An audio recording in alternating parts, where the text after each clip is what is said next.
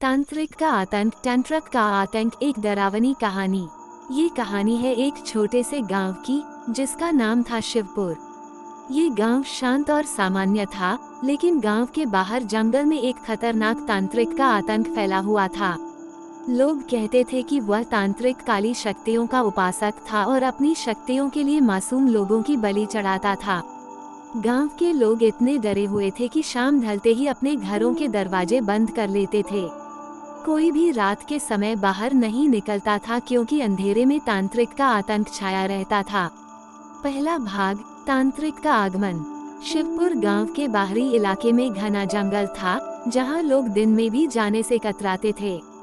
उस जंगल में कई साल पहले एक तांत्रिक आया, जिसने वहां एक छोटा सा कुटिया बनाकर रहना शुरू कर दिया।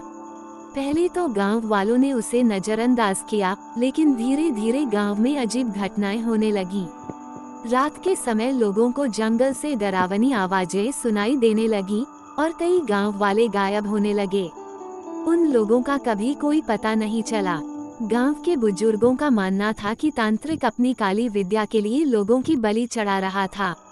दूसरा भाग, गांव में दहशत। गांव में धीरे धीरे तांत्रिक का खौफ बढ़ने लगा।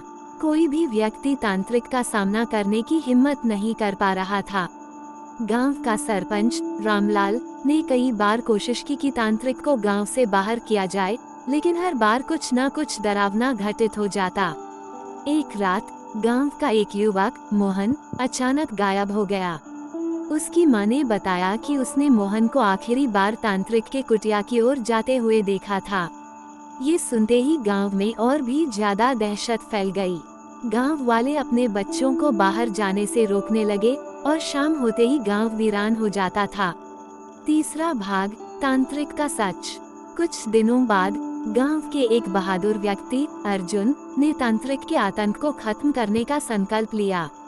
उसने अपने कुछ दोस्तों के साथ जंगल जाने का फैसला किया।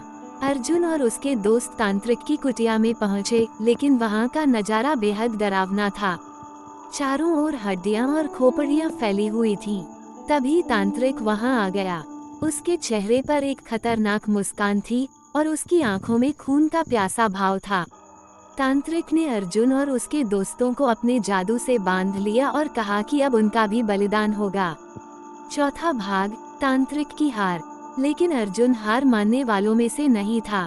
उसने अपनी सूझबूझ से तांत्रिक के मंत्रों को उल्टा करने का तरीका ढूंढ निकाला। अर्जुन ने तांत्रिक के काले जादू को तोड़ने के लिए हनुमान चालीसा का पाठ करना शुरू किया।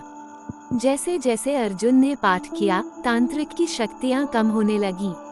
अंत में तांत्रिक की काली शक्तियां खत्म हो गईं और वह जोर से चिल्लाते हुए गायब हो गया। उसकी कुटिया में आग लग गई और अर्जुन और उसके दोस्तों ने गांव लौटकर तांत्रिक के आतंक से सभी को मुक्त किया। पांचवां भाग, गांव की शांति।